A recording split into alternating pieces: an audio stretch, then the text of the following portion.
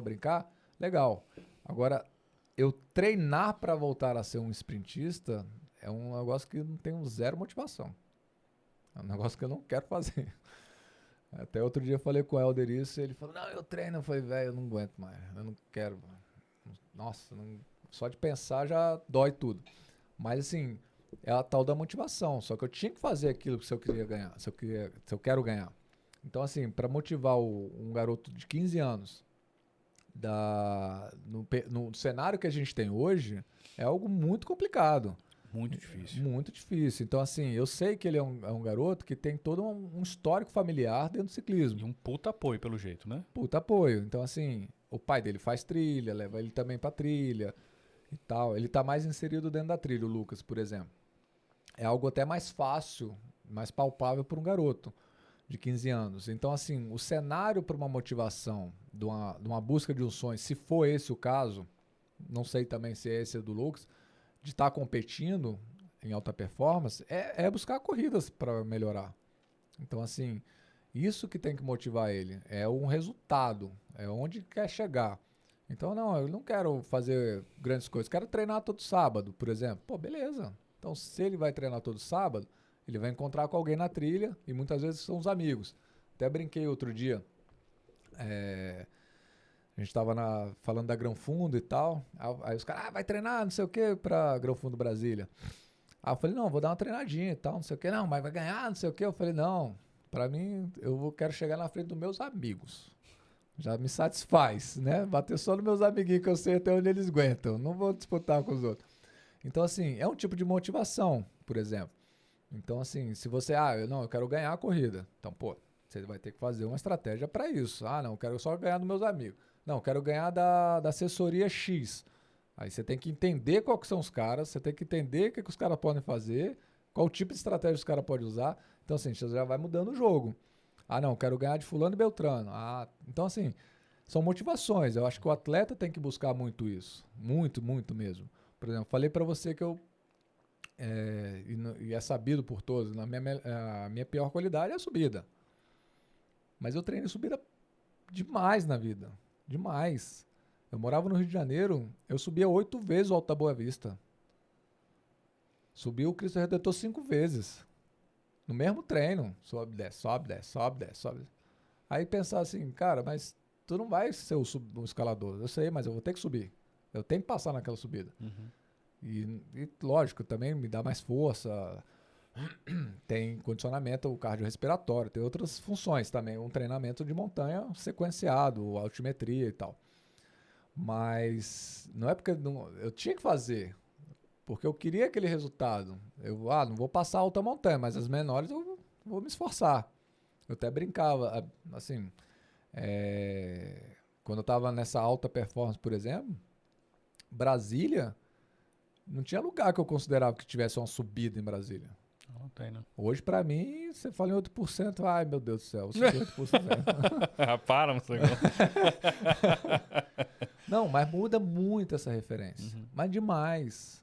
Por exemplo, o Colorado. A gente tem um Colorado aqui em Brasília, uma subida de... O cara bem treinado vai subir ali em 8,50, 9 minutos. Uma subida até razoavelmente longa, mas de percentagem baixa. Dá um 4 de média, se der 4 de média, o Colorado, por exemplo. Que é uma subida que para profissional, bicho, os caras passam que nem sente. Eu fui correr o Letap uma vez, lá de Cunha. Cunha. É o de Campos, é o mesmo de Campos, mas era em Cunha. Eu já tinha corrido, viajei com um amigo amador também para ir viajar, para ir competir lá, o Rafael. E a gente do aeroporto de São Paulo, indo de carro para Cunha, e eu descrevendo a corrida para ele dentro do carro. Tal, é assim, subida é taçada, isso tem tantos por cento, desenhando. Eu tenho uma memória fotográfica muito boa para essas coisas. E desenhando a corrida para ele quilômetro por quilômetro. Eu falei, meu irmão, velho, se tiver 4% de inclinação, 5, 4%, é a mesma coisa se estiver descendo, dando um exemplo aí. Mas porque vai ter trecho que vai estar 9, 12, 15, tem um trecho lá que dá 17%, não sei o que, e permanece por tantos metros, tantos quilômetros, não sei o que, não sei o que. Quilômetro tal, tá assim tal, mas aí aí eu até brinquei, tem um declive de 5%. Fique tranquilo. Mas inclinado pra cima, né? Aí ele falou, pô, mas como? Declive de 5% pra cima. Aí o bicho, mas como que é isso? Eu falei, cara, o negócio é tão duro lá em Cunha. Esse exemplo. Eu falei, bicho, é tão dura a montanha, é tão inclinado por muito tempo, que quando dá 4, 5%, cara, você dá graças a Deus. Você fala, Que meu delícia. Deus, tá plano agora. Começou a descer. A referência muda, né? E ele só pensando, que bicho exagerado, né? Ele falando depois, né? Ele falou que pensava no carro, que eu tava exagerando, né, das coisas. Aí, beleza. E ele é montanheiro. Ele é magro, igual esse pegador de gelo aí, ó. E montanheiro e tal, assumido, eu sou montanheiro e tal, não sei o que. Ele é bem magrinho. E no resultado final da prova, eu cheguei na frente dele. E bem na frente dele. Ele andou na minha frente. Eu peguei ele num momento, no início da prova. Eu falei, bicho, vai com calma, velho. Não, ele saiu com os ponteiros, que eu já tinha falado pra ele não sair no começo da prova. Numa descida que tinha lá no meio da serra, eu tinha avisado também pra ele das curvas e tal, ele passou reto numa curva. Não foi extremamente culpa dele, não. Teve um outro atleta que errou a curva e acabou levando ele na trajetória. Ele não caiu, mas ele perdeu tempo dessa conexão desses caras. E eu, como não estava muito longe, passei por ele. Até tinha achado que ele tinha caído. E ele estava em pé, já veio, eu fiquei olhando para trás, ele encostou em mim. Eu falei com ele, calma, bicho, calma, não tá na hora ainda. Eu te avisei da descida. Não, mas não cai não. O cara que errou, eu consegui frear e tal. Eu falei, dá bem, velho, mas calma, não vai com aqueles malucos lá não, bicho. E ele deu uma diminuída e daqui a pouco ele quis acelerar. Eu falei, bicho, calma, velho. Deixa esses caras embora. E ele não deixou. Ele tava se sentindo bem, tava com um ímpeto maior, mas não tinha o estudo todo do terreno, não tinha visto tudo. E foi embora. Na parte dura, que era a segunda parte lá de Cunha, ele espanou legal. Quando eu vi ele lá no alto da montanha, cara, eu falei, ai, que beleza. Aí eu passei por ele até de coroão. Na hora que eu tava bem pegando ele, eu botei coroão e passei fingindo que tava ótimo, né? Batendo meu amiguinho agora. Mas enfim, eu tinha uma estratégia bacana ali pra prova e conhecia bem. Mas é o lance da inclinação. Então, assim, às vezes a referência que a gente tem hoje é bem diferente. Por exemplo, a Brasília aqui, na época que eu era bom, era o cara que... Eu passava qualquer subida aqui em Brasília.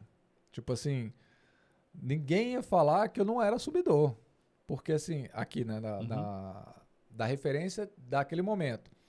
Então, assim, agora a gente ia para Santa Catarina, que era a sequência ali de subidas, por exemplo. Pô, ia para Santa Catarina, a referência era outra. A gente falou assim, se o morcego tá no bloco é porque ainda não subiu. Era isso dentro do pelotão pró nosso lá, que eu tava participando. Podia estar o pau cantando, subindo. Se eu estivesse no pelotão ainda, é porque ainda não aconteceu o pior. Ou então não quiseram acelerar. Não fizeram ainda a aceleração. É. Então, assim, ainda vai acontecer. Era isso, cara.